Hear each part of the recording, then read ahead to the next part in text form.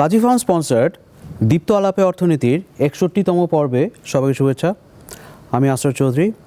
আজকের পর্বে আমরা মার্কেট ইন্টারভেনশনে প্রাইস ফ্লোর এবং প্রাইস সিলিং এই দুটো দেখব। আসুন শুরু করা যাক।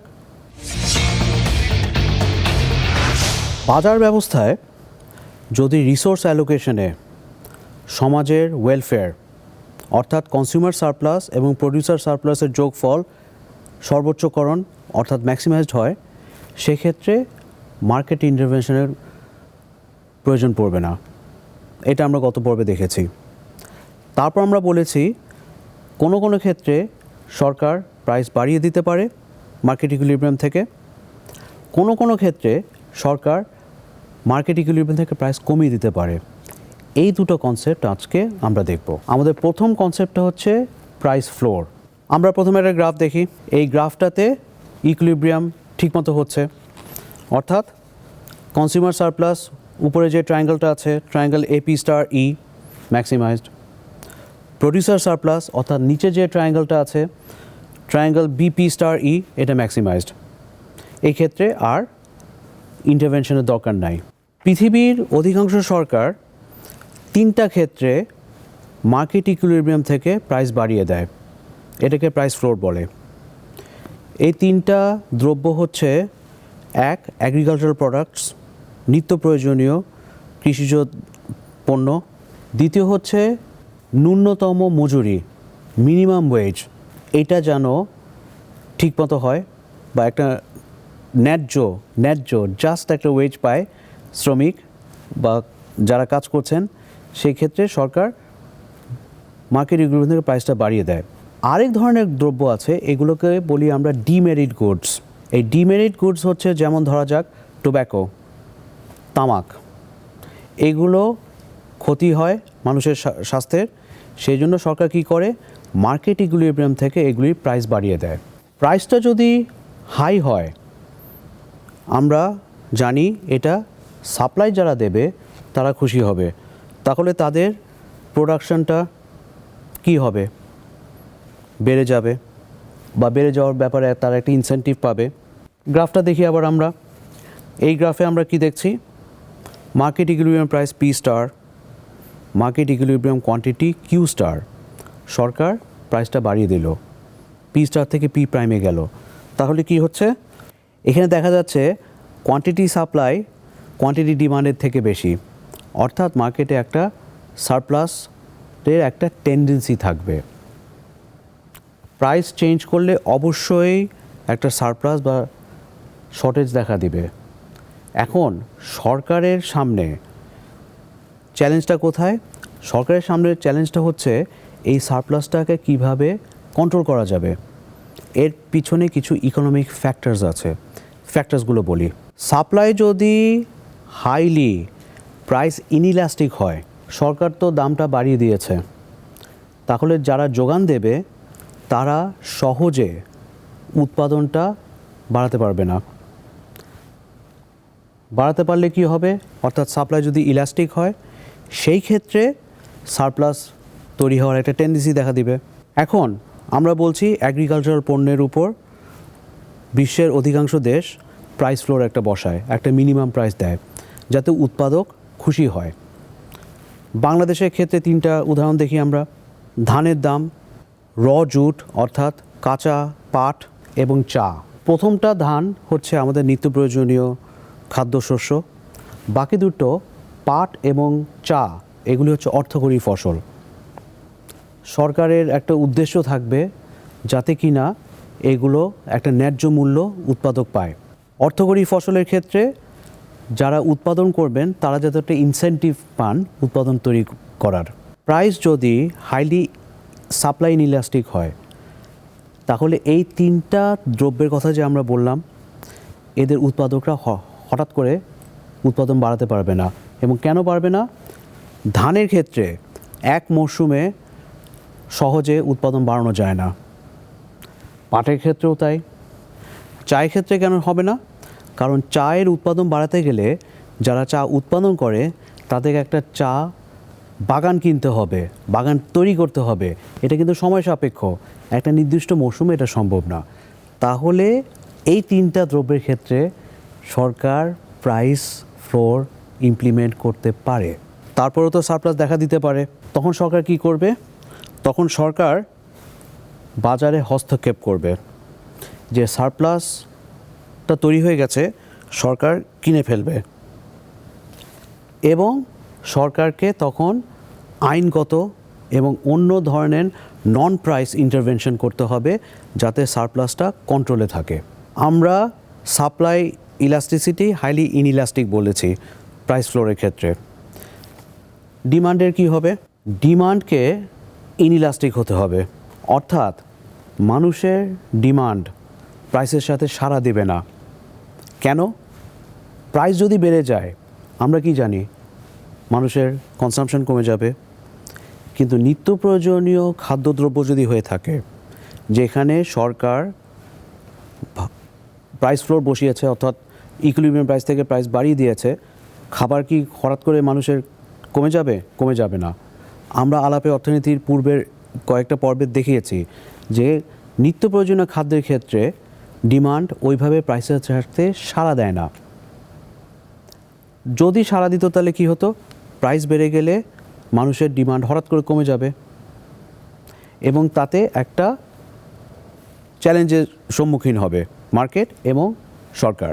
তাহলে আমরা প্রাইস ফ্লোরের সামারিতে বলতে পারি, প্রাইস ফ্লোর তখনই সাকসেসফুল হবে যদি সাপ্লাই হাইলি ইনইলাস্টিক হয় এবং ডিমান্ডও হাইলি ইনইলাস্টিক হয়।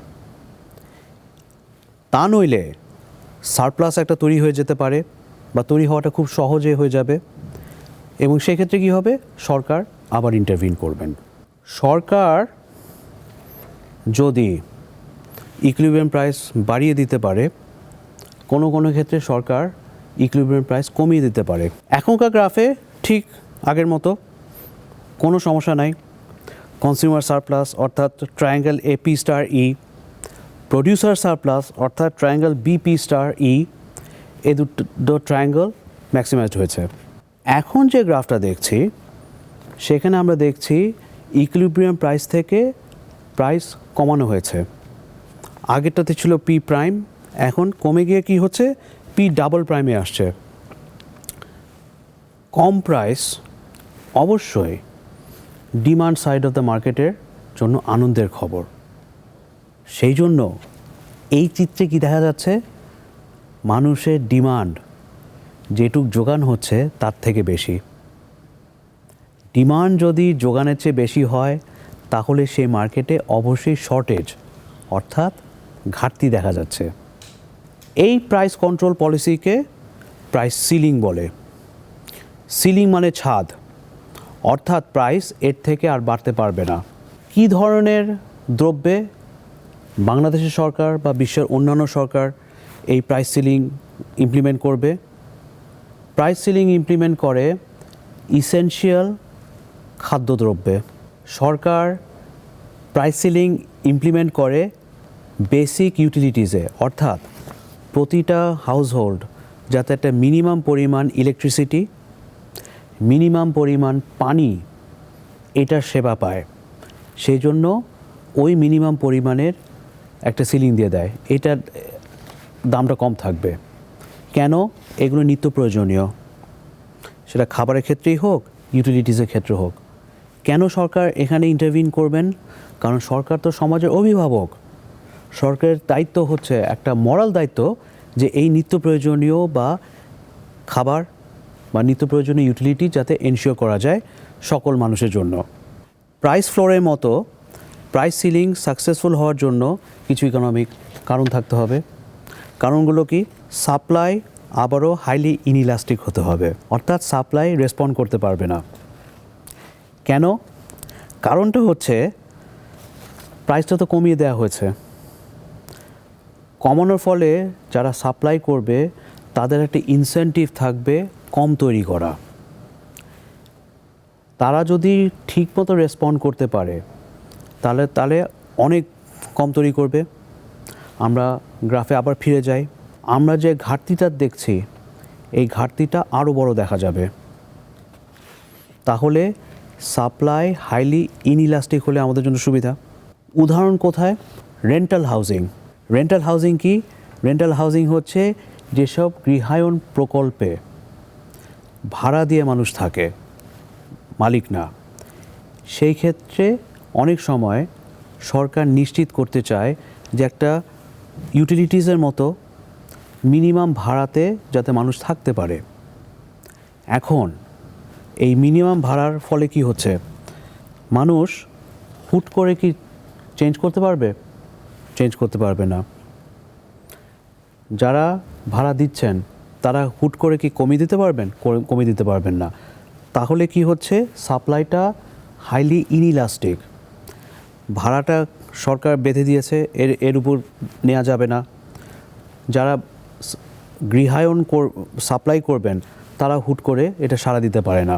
আরেকটা উদাহরণ হচ্ছে ইসেনশিয়াল ওষুধ। অনেক ইসেনশিয়াল ওষুধ আছে যেগুলো সরকার দাম ইচ্ছা করে কমিয়ে রাখবেন বা চেষ্টা করবেন কমিয়ে রাখতে। কেন? যাতে এই ইসেনশিয়াল ড্রাগসগুলো সাধারণ মানুষ, আপামর জনগণ এটা সেবা পায়। এখন যারা বাংলাদেশে যেসব ফার্মাসিউটিক্যালসরা আছে তারা কি, তারা কিন্তু দামটা কমালে তাদের কি হবে? তাদের উৎপাদন যদি অনেক বেশি কমিয়ে ফেলে তাহলে এখন আমরা গ্রাফে আবার যাই, এই শর্টেজটা আবার দেখা দিবে। প্রাইস ফ্লোরের ক্ষেত্রে সরকারের চ্যালেঞ্জ হচ্ছে সারপ্লাস। প্রাইস সিলিংয়ের ক্ষেত্রে সরকারের চ্যালেঞ্জ হচ্ছে ঘাটতি, শর্টেজ। ডিমান্ডের ক্ষেত্রে আমরা কি বলবো? ডিমান্ডকেও হাইলি ইনইলাস্টিক হতে হবে, অর্থাৎ ডিমান্ড সাড়া দেবে না এই প্রাইস কমে যাওয়ার ফলে। যদি ডিমান্ড ইলাস্টিক হয় তাহলে ওই শর্টেজের প্রতি মানুষ সাড়া দেবে। সাড়া দিলে কী হবে? শর্টেজটা এনকারেজড হবে। মানুষ তখন কি হবে? শর্টেজ থাকলে কিন্তু প্রাইস আবার ইকুইলিব্রিয়ামের দিকে ওঠার একটা টেন্ডেন্সি থাকবে। এটা একটা নিত্য প্রয়োজনীয় দ্রব্য যার উপর সরকার প্রাইসটা কমিয়ে রেখেছে। এরপরেও যদি শর্টেজ দেখা দেয়, প্রাইস ফ্লোরের ক্ষেত্রে আমরা বলেছি সারপ্লাস দেখা দিবে, তখন কি হবে? তখন সরকার, যেহেতু প্রাইসটা একটা সিগন্যাল, আমরা বলেছি অ্যাডাম স্মিথ প্রাইসটাকে সিগন্যাল হিসাবে ইন্ট্রোডিউস করেন রিসোর্স অ্যালোকেশনে। প্রাইস যদি সিগন্যাল হিসাবে কাজ না করে তখন সরকারকে কিছু নন প্রাইস রেশনিং করতে হবে। কিভাবে রেশনিং করতে পারে সরকার? একটা হচ্ছে লাইনে দাঁড়ানো, এটাকে বলে কিউইং। যার প্রয়োজন বেশি তিনি লাইনে দাঁড়াবেন সেবাটা নেওয়ার জন্য। এটা তাকে ফ্রি দেয়া হতে পারে, এটা তাকে ন্যায্য মূল্যেও দেওয়া হতে পারে। যেমন টিসিবির গাড়ি আমরা দেখি, যাদের প্রয়োজন তারা ন্যায্য মূল্যে জিনিসটা পাবে। আরেকটা করতে পারে সরকার, ন্যায্য মূল্যে অর্থাৎ কম দামে যাতে মানুষ এই সেবাটা পায় বা দ্রব্যটা কিনতে পারে, কুপন দিতে পারে, রেশন কার্ড। যেমন এখন আমাদের দেশে ফ্যামিলি কার্ড চালু হচ্ছে। এই ফ্যামিলি কার্ডটার কারণে বা ফ্যামিলি কার্ডের কল্যাণে কিছু ফ্যামিলিজ যারা নিত্য প্রয়োজনীয় দ্রব্য কিনতে কষ্ট হয় যাদের, তাদেরকে সরকার সেই দ্রব্যটা এনশিওর করতে পারবে। তাহলে আমাদের সামারি কি? আমাদের সামারিটা হচ্ছে প্রাইস সিলিং যদি সাকসেসফুল হতে হয় সেই ক্ষেত্রে হাইলি ইনইলাস্টিক সাপ্লাই হবে, হাইলি ইনইলাস্টিক ডিমান্ডও হবে। তাতেও যদি কাজ না হয় তখন নন প্রাইস রেশনিং অর্থাৎ কিউইং এবং কুপনস, আমরা দুটো বললাম, আরও আছে, সেগুলো তখন সরকার ইন্টারভিন করবেন। কেন সরকার ইন্টারভিন করবেন প্রাইস ফ্লোর বা প্রাইস সিলিংয়ের ক্ষেত্রে? কারণ সরকার সমাজের অভিভাবক। সরকারের মরাল দায়িত্ব হচ্ছে বেসিক কিছু সার্ভিস এনশিওর করা তার প্রতিটা জনগণের জন্য, প্রতিটা সিটিজেনের জন্য, প্রতিটা নাগরিকের জন্য। এখন ইন্টারভেনশনের ফলে যদি আগের সিচুয়েশনের চেয়ে বেটার অবস্থা হয় অর্থাৎ প্যারিটি ইমপ্রুভমেন্ট হয়, আমরা খুশি। অনেক সময় বাস্তবে এটা নাও হতে পারে। সেই ক্ষেত্রে তখন সরকার নিশ্চয়ই তাদের পলিসি রিভিউ করেন এবং খুঁজে দেখার চেষ্টা করেন কোথায় আমরা ভুল করেছি, এর পরের বার আমরা এই ভুলটার দিকে খেয়াল রাখবো যাতে পরের বার এই সমস্যা দেখা না দেয়। আজকে আমরা মার্কেট ইন্টারভেনশনে প্রাইস কন্ট্রোল, প্রাইস ফ্লোর এবং প্রাইস সিলিং শেষ করলাম।